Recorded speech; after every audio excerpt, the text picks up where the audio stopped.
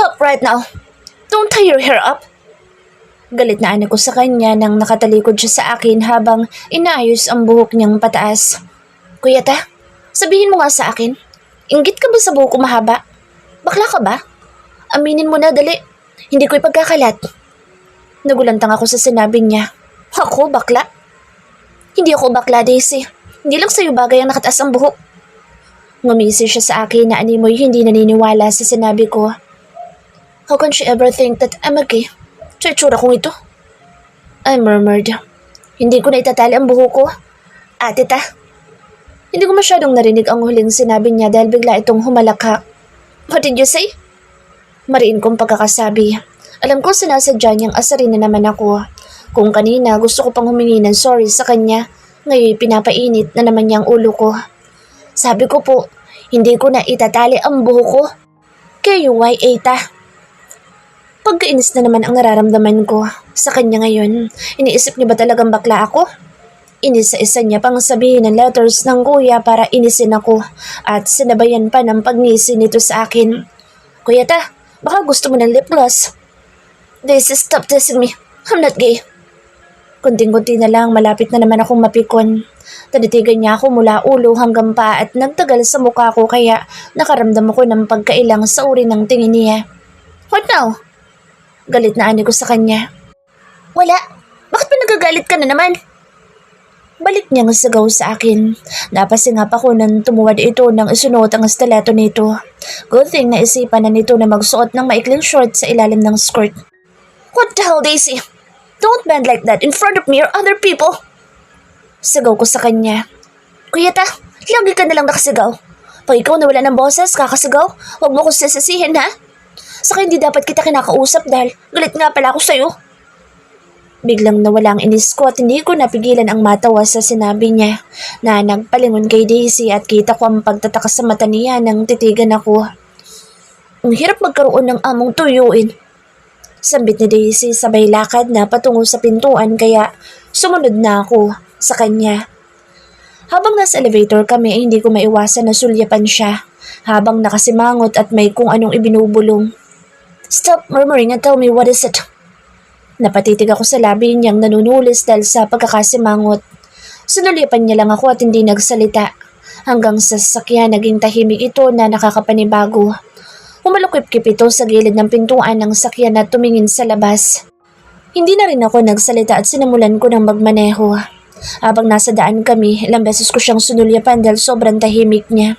Mukhang tototohanin niya na ang sinabi niyang hindi niya na ako kakausapin. Nang malapit na kami sa university, hindi ako nakatiis na kausapin siya. What's wrong? Tanong ko sa kanya. Sinulyapan ko lang siya sandali at binalik ko ang tingin ko sa daan. Nasipan kong ako ang magmaneho ngayon para ihatid siya sa school. Ayokong magkalapit sila na Ron, ang batang driver/bodyguard ko na madalas kong mahuling sumusulyap kay Daisy. Hindi pa din umiimig si Daisy kaya sinulyapan ko itong muli na nakatingin sa akin ng masama. What, Daisy? Just tell me what's on your mind. Stop looking at me like that. Hindi ko na napigilan ang sumigaw dahil sa inis nang hindi niya pag-imik. Hindi ko din maintindihan ang sarili ko. Naiinis ako pag sobrang daldal niya at naiinis din ako pag hindi siya nagsasalita. Di ba sabi ko hindi kita kakausapin dahil galit ako sa'yo? Ayan, nakapagsalita tuloy ako. Sigaw ko na sigaw sa akin. Sakit na ng tenga ko sa'yo. Ibinaling ko sa daan ng tingin para hindi makita ni Daisy ang pagngiti ko. She's funny and cute. Nakakatuwa ang mga lumalabas sa bibig niya. Lagi niya akong pinapatawa at pinipikon. Sa buong buhay ko, kinaiilagan ako ng mga tao sa paligid ko. Kaya bago sa akin na may isang tao na mate ko pa, ang hindi ako tinitingala. Wala siyang pakialam sa estado ko sa buhay at ganun-ganun na lang kung sagot-sagutin ako. Kaya hindi ko alam kung matutuwa ba ako o maiinis sa kanya. Everything about her is interesting. Masaya ito sa mga maliliit na bagay. Malakas mang asar pero mabilis mapikon. She's talkative, stubborn, and above all, that she's cheerful and beautiful. I thought you were quiet because you were anxious about your first day at the university. Buti na lang talaga nag-aaral na ako ng English. Ang sakit mo sa mind, kaka-English mo. And for your information, hindi ako kinakabahan sa unang araw ko sa school. Hindi ko napigilan ang matawa sa malimali niyang Ingles. You're so funny, Daisy. Ewan ko sa'yo, kuya ta. Tuyuin ka talaga. Kanina nakasigaw ka, ngayon tumatawa ka. I'll pick you up later. Akala ko si Kuya Ron ang susundo sa akin, kuya ta. Kakasabi ko lang, ako ang susundo sa'yo. Pag may nanghingi ng number mo, huwag na huwag mo ibibigay. No boys, Daisy. Understand? Kuya ta, paulit-ulit ka. Kanina mo pa yung sinasabi. Sige, ingat ka. Pababa na sa Daisy nang kabigin ko siya at mabilis kong inangkin ang labi niya. Napangiti ako nang habulin niya pa ang labi ko. Nang tumigil ako sa paghalik. Nakakatuwa talaga ito kaya hindi ko napigilan na mapangiti na naman. Excited ako sa unang araw ko sa university. Sisiguraduhin ko magiging proud si Kuya Ta sa akin. Mag-aaral ako ng mabuti bilang pasasalamat sa pagpapaaral niya sa akin. Oo nga, Kuya Ta. Lambas mo na yung sinabi kanina. Oo na, hindi ko ibibigay ang number ko sa iba lalong-lalo na sa lalaki. Yan, masaya ka na? Sa paulit-ulit mong pagkakasabi, nakabisado ko na. Napatitig ako kay Kuya Ta nang tumawa ito. Ngayon ko lang napansin na napakagwapo pala ni Kuya Ta pag tumatawa. Pag galit naman, nagmumukha siyang matandang galit sa mundo, lalo na pag nakasigaw. Tumigil si Kuya Ta sa pagtawa na makita niyang nakatitig ako sa kanya. Bigla itong hindi mapakali at namumula ang pisngi. Daisy, stop looking at me like that. Turan niya na ikinangiti ko dahil ang cute-cute pala ni Kuya Ta pag namumula ang pisngi niya. Bakit ang dami ko napapansin ngayon kay Kuya Ta? Daisy, ano namang kalokohan na iisip mo? Wala, Kuya Ta. Mas gusto ko yung nakangiti ka. Ang gwapo mo. Pag nakasigaw ka, naalala ko yung matandang dalaga na teacher ko noon na pagkasungit-sungit at laging nakasigaw. Nakatitig na naman si Kuya Ta sa akin at nakikita ko ang pagtaas ng gilid ng labi niya na mukhang pinipigilan ang pagngiti. Bye, Kuya Ta. Ingat ka sa pagmamaneho. Turan ko ng oras na para pumasok ako. Pumaba na ako sa sakyan nang bigla akong kabigi na naman ni Kuya Ta at halikan sa pangalawang pagkakataon. Gustong gusto ko talaga ang halik niya kaya ginaya ko ang ginagawa niyang paghalik sa akin. Nalalasahan ko ang mint sa bibig niya. Inilayo ni Kuya Ta ang labi niya kaya hinabol ko ito. Ayokong matigil ang halik niya. Nakakaramdam kasi ako ng kiliti. You learn quickly. Sambit ni Kuya Ta. Kuya Ta naman, ngayon pa lang ako papasok sa school, may learn quickly ka na agad na sinasabi. Oo, pangako Kuya Ta. Mag-aaral ako ng mabuti para hindi masayang ang pagpapaaral mo sa akin. Bago ako bumaba ng sakyan, kinabi ko si Kuya Ta at hinalikan ko siya sa labi ng mabilis at nagmadali akong makalabas ng sakyan para hindi niya ako sigawan. Huwag kang magagalit, huwag kang sisigaw. Ginaya ko lang yung ginagawa mo sa akin. Ang lambot ng labi mo, Tandang David. Ang sarap halikan. Sambit ko at ngumisi pa ako sa kanya bago ko isara ang pintuan ng sakyan niya. At naglakad na ako patungo sa entrance ng university. Bago ko pumasok, lumingon pa ako sa kinaroroonan ng sakyan niya.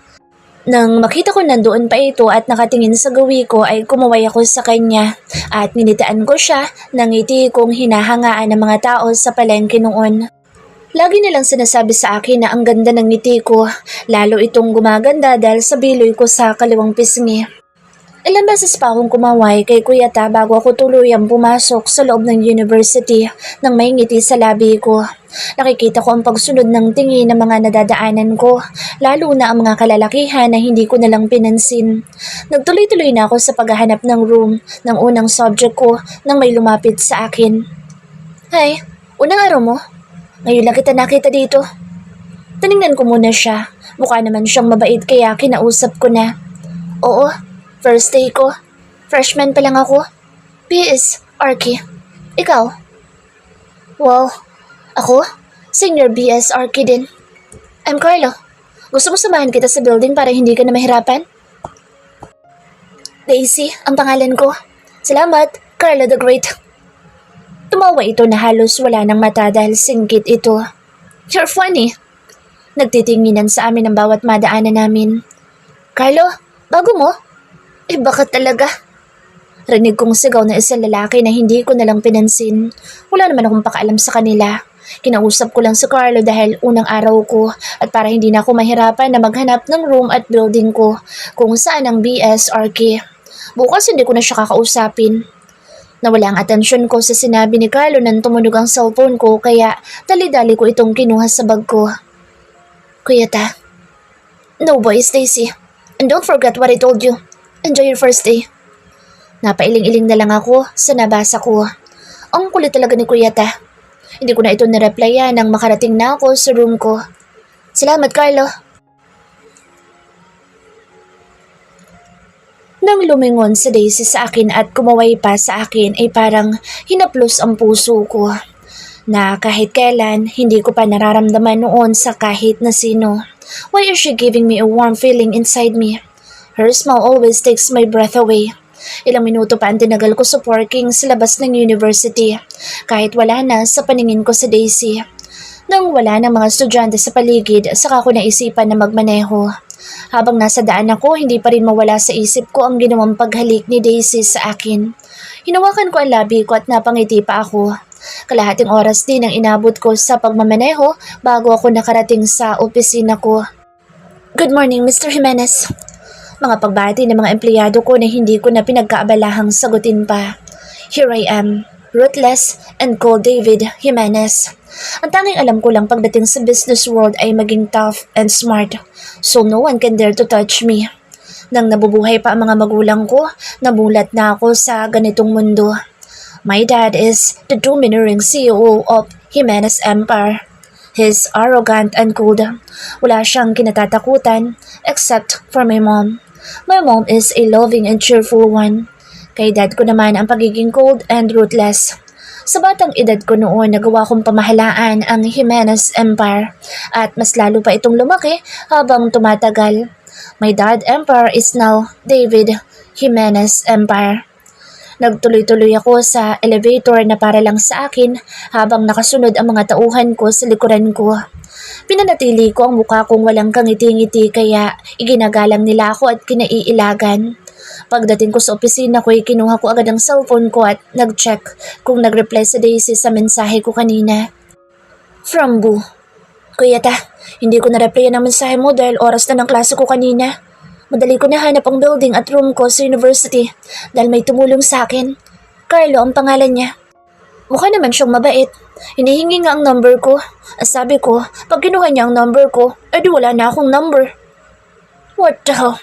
First day pa lang ay may umaaligid na. Pagkainis agad ang naramdaman ko.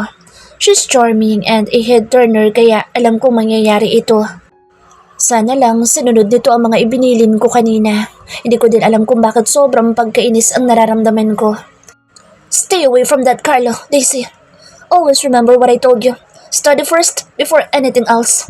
I'll pick you up later. Pagkatapos kong maipadala ang mensahe ko kay Daisy, inilapag ko ang telepono ko at binuksan ko ang laptop ko para magsimulang magtrabaho. Hindi ako makapagtrabaho ng maayos dahil hindi ko mawala sa isip ko ang mensahe ni Daisy. Ilang beses kong sinulyapan ang telepono ko at hinihintay ko ang pagtunog nito ngunit lumipas na ang kalahating oras wala pa rin kaya dinampot ko ang telepono ko at nagsimula akong magtipa ng panibagong mensahe para kay Daisy. Daisy, iwasan mo na agad ang Carlo na iyan. Understand? No boys, mag-aral kang mabuti. Ibinaba ko ulit ang telepono ko at inabala ko na ang sarili ko sa pagbasa ng mga document na nasa mesa. Nang tumunog ang telepono ko, may pagmamadali ko itong dinampot. From Boo. Tandang David, oo na, iiwasan ko na. Paano ko makakapag-aral ng mabuti? Text ka ng text dyan. Wala ka bang magawa? Pati text mo parang nakasigaw. Napangiti ako sa mensahe ni Daisy at parang nakikita ko siya na nakasimangot. What's happening? The cold billionaire David Jimenez, smiling while texting? Who's the unlucky lady? Shut up, dude. Inilapag ko ang telepono ko at hinarap ko si Charles na nakangisi pa rin at tinitigan ako. What? Wala naman. Nakakapanibago lang na makita ka nakangiti. Napailing-iling na lang ako kay Charles, ang kaibigan namin na mahilig makialam sa mga buhay namin. Let me guess, who makes you smile? Ang batang-bata at maganda mo bang maid? What are you doing here? Ang sumunod kong narinig ay ang halakhak ni Charles sa buong opisina ko at ang tingin niyang nanguusig na parang sinusubukang basahin ang nasa isip ko. To remind you about our meeting with Mr. Valderrama. Baka kasi may pinagkakabalahan kang iba. Marami ka ng bagay na nakakalimutan. Mukhang sobrang special ang taong yun dahil nagagawa mo nang hindi magpunta sa bar mo. Charles looked at me and smirked na parang sinasabi na tama ang hinala nito.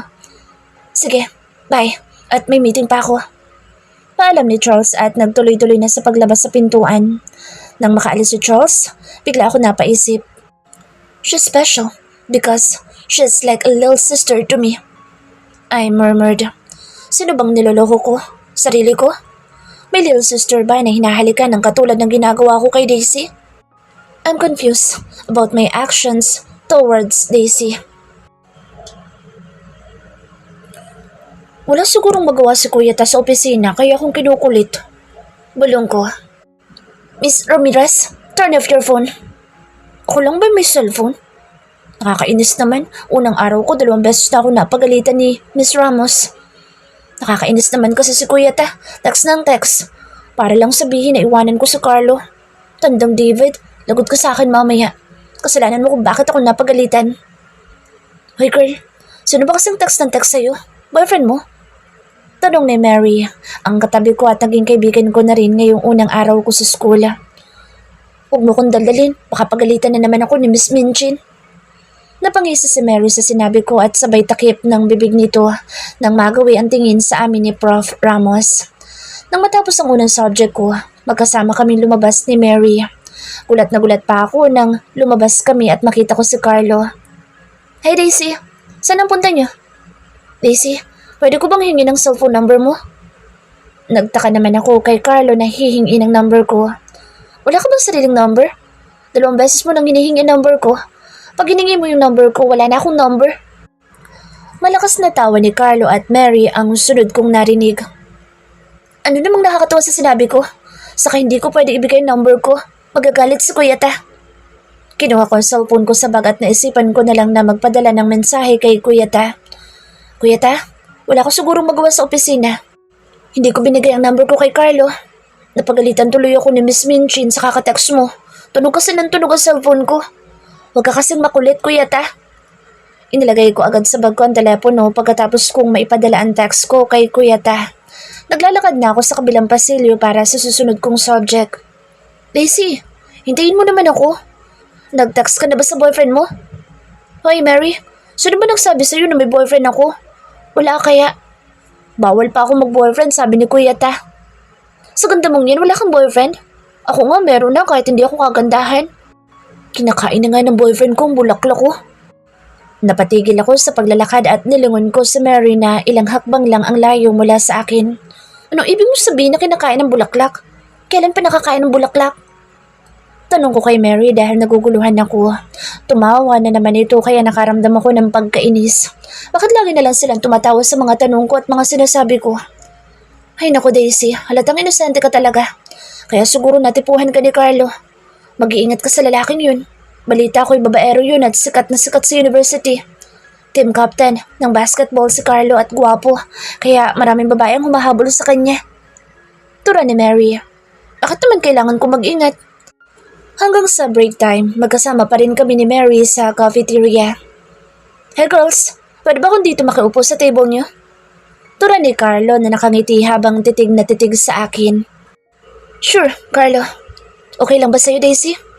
Hindi ko naman pag-aari itong mesa kaya pwedeng umupo kahit sino. Turan ko at pinagpatuloy ko na ang pagkain ko nang biglang tumunog ang telepono ko kaya may pagmamadali ko itong kinuha sa bag ko. Hello, Kuya Ta? Break time ko. Oo, kumakain ako sa cafeteria. Kasama ko sina Mary at Carlo. Sinong Mary? At bakit kasama mo na naman ang Carlo na yan? 4 p.m. ang last subject mo, right? I'll be there at 4. Nakasigaw ko na naman, Kuya Ta. Kahit sa telepono nagsusungit ka. Oo na, bye. Inis na naman ako kay Kuya Ta. Kahit sa telepono ay nakasigaw na naman. Sinabi ko lang nakasama ko sa cafeteria si Carlo at Mary. Nagalit agad. Kaya kahit hindi pa tapos ang sermon niya sa akin sa telepono ay pinatay ko na agad dahil masakit ang tenga ko sa sigaw niya. Manumanay pa ang boss nito nang sagutin ko ang tawag niya tapos bigla na lang sumigaw. Ang sungit naman ng kuya mo, Daisy. Sinisigawan ka sa telepono? Sambit ni Carlo na nasa tabi ko na pala. Oo, masungit talaga yun at lagi mainit ang ulo. Talaga? Pwede ba kitang ihatid sa inyo mamaya? Bakit naman? Iyoko nga. Saka susundin ako ni Kuya Ta mamaya.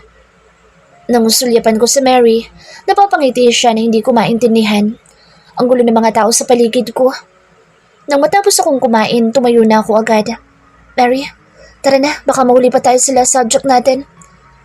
Daisy, hintayin kita mamaya. Mukhang tinamaan talaga si Carlo. Unang araw pa lang natin sa university, nagpaparamdam na. Ay naku Mary, wala akong pakaalam sa mga lalaki. Gusto ko makapagtapos ng pag-aaral para maging proud si Kuya Ta sa akin. Saka ayaw ni Kuya Ta na mag-boyfriend ako. Halika na, baka malay tayo. Nagmadali na kaming naglakad sa pasilyo patungo sa huling subject namin ngayong araw. Pagkatapos ng huling klase ko, dumaan muna kami ni Mary sa CR dahil sabi nito'y mag-retouch daw siya para maganda siya sa paningin ng boyfriend nito.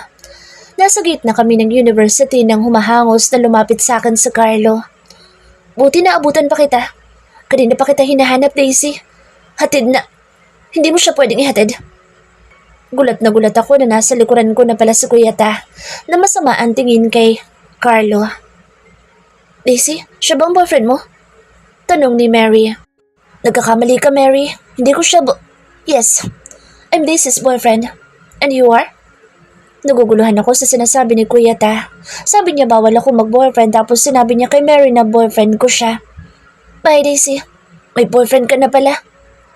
Umalis si Carlo at dire-diretso nang naglakad at hindi na ako nilingon pa. Sabi mo wala kang boyfriend. Grabe, ang gwapo naman ng boyfriend mo.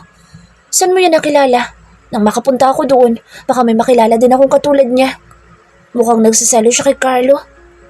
Bulong ni Mary na kinikilig pa habang nakatingin kay Kuya Ta.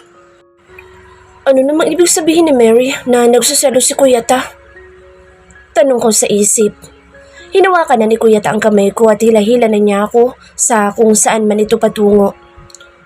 Ang lambot naman ng kamay ni Kuya Ta at ang init. Ang sarap sa pakiramdam ng hawak niya sa kamay ko. Bulong ko. Lakad takbo ang ginagawa ko dahil sa malalaking hakbang niya. Ang hahaba pa naman ng bias ni Kuya Ta kaya isang hakbang niya, 2 o 3 hakbang sa akin. Kuya Ta, pwede bang bagalan mo ang lakad mo? Ani ko, lumingon ito sa akin at magkasalubong ang kilay. Anong sinabi ko sa iyo kanina sa text? I don't told you to stay away from that guy.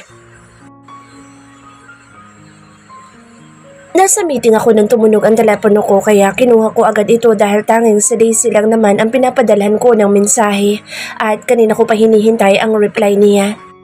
Before, ayaw na ayaw ko nang nakikipag-text. Mas gusto ko ang tawag.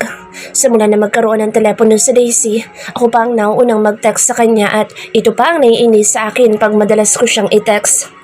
Hindi ko napigilan na matawa sa natanggap kong mensahe kay Daisy. Nagagalit ito sa sunod-sunod kong text dahil napagalitan nito ng professor dahil sa pagtunog ng telepono nito. I forgot to teach her how to set her phone to silent mode during school hours. Sunod-sunod pa naman ang ginawa kong message sa kanya kanina. Her professor's funny name makes me curious if it's her real name or if Daisy made up the name. Nang magangat ako ng tingin, may pagtataka sa mata ng mga taong nakaupo, paikot sa mahabang mesa sa conference room. I feel awkward for a moment. I cleared my throat and looked at the document in front of me. At ganoon na rin ang ginawa nila. I never laugh in front of other people just like I did a while ago. I can't help it. She's funny pag napipikon sa akin. Na-imagine ko mukha ni Daisy na nakasimangot at masama ang tingin sa akin. May mga bagay talaga akong ginagawa na bago sa akin dahil sa batang maid ko na pasaway. Napailing-iling ako dahil naiisip ko na naman siya at hindi ako makapag-focus sa document na nasa harapan ko. Nang sulyapan ko ang oras ng pambisig ko, kinuha ko agad ang telepono ko. Take a break. We continue the meeting in half an hour. You may leave. I immediately dialed Daisy's number, knowing it was her break time. After sending her a message earlier, I called the university to obtain her schedule. Nakaisang ring pa lang nang sagutin ni Daisy ang telepono. I clear my throat before I start talking when she answers the phone. Napapangiti ako na mahimigan kung may kasamang pagkainis ang boses niya nang sagutin ng telepono. Be a good girl, Boo. Stop being a brat. Sa isip ko habang kausap ko siya. Biglang uminit ang ulo ko nang sabihin niyang kasama na naman niya ang Carlo na iyon. Mukhang hindi talaga nito titigilan sa Daisy. Dahil sa init ng ulo ko, nasigawan ko na naman sa Daisy at nagtuloy-tuloy ang sermon ko sa kanya. Ang hindi ko inaasahan ay ang pagbabaan niya ako ng telepono. God damn it. She hangs up on me. You better be ready for your punishment later. I told you to stay away from that asshole. Tumayo at nagpalakad-lakad sa loob ng conference room. Why do I feel like a jealous boyfriend? This is not me. Shit. Hindi ko alam kung saan ako naiinis, kung kay Daisy na matigas ang ulo o sa sarili ko na nakakaramdam ng ganito sa batang maid ko. Sinipa ko ang isang upuan na malapit sa akin sa sobrang pagkainis ko. Tinawagan ko agad ang bodyguard ko na ihanda ang sasakyan ko. Mabilis ang mga hakbang ko patungo sa pintuan. Pagbukas ko pa lang ng pintuan, bumungad na sa akin ang mga empleyado ko naghihintay sa labas ng conference room. Sinabi ko nga pala kanina na magre-resume ang meeting after half an hour. You can all go back to work. Miss Santos, cancel the rest of my meetings. Turan ko at tumiretso na ako sa elevator. Pagkababa ko sa lobby, diretso ang lakad palabas ng building. Hindi ko na iniintindi ang mga bumabati sa akin. Nang makalabas ako, agad akong dumiretso sa naghihintay na sasakyan ko. I'll drive. Pagkapasok ko sa sasakyan, pinaharurot ko agad ito. Hindi ko alam kung bakit may pagmamadali akong makarating sa university, gayong may 1 oras pa bago ang takdang oras ng tapos ng klase ni Daisy. I am feeling incredibly frustrated and annoyed with Daisy because she is not paying attention to what I am saying. I can't help but urge to yell at Daisy for not listening to me. I told her many times to stay away from that asshole. Sa bilis ng pagmamaneho ko'y nakarating agad ako sa labas ng university. I park across the street para hindi ako makaabala. I took a deep breath to calm myself down. Why am I feeling this? Ang paulit-ulit kong tanong sa isip ko. Isinandal ko ang ulo ko sa upuan at pinikit ko ang mata ko. Hinilot-hilot ko ang sentido ko dahil sumasakit ang ulo ko sa sobrang pagkainis sa batang maid ko. 10 minutes bago ang takdang oras ng out ni Daisy. Lumabas ako ng sasakyan. Nakapamulsa ako nakasandal sa sasakyan. Ilang sandali pa, naglalabasan ng mga estudyante sa university. Grabe, ang gwapo-gwapo naman. Girl, baka akong hinihintay niyan. Grabe, ang yaman siguro niyan. Ferrari ang sasakyan na bago labas pa lang ngayong year. Sino kayang hinihintay niyan? Mga naririnig kong usap-usapan ng mga dumadaan sa harapan ko na wala naman akong pakialam dahil isa lang ang gusto kong makita at lumabas ng university. Nang matanaw ko si Daisy na naglalakad na kasama isang babae, nawala na ang galit ko at napangiti ako. Naglakad na akong palapit sa kanya nang may isang lalaking lumapit kay Daisy na nagpakulo na naman ang dugo ko. Malalaki ang hakbang na ginawa ko patungo sa kinaroroonan ni Daisy at tiningnan ko ng masama ang lalaking lumapit sa kanya. Alam na alam ko na agad kung ano ang gusto nito kay Daisy dahil nanggaling din ako sa college life na mapaglaro sa mga babae at hindi alam ni Daisy ang mga lalaking katulad nito. Nakita ko ang takot nito sa akin nang tingnan ko ito ng masama. Good, you scared monkey boy, so you stop bothering Daisy from now on. Ani ko sa isip ko habang tinitingnan ko ng masama ang lalaking sa tingin ko ay mas matanda lang ng 2 o 3 taon kay Daisy.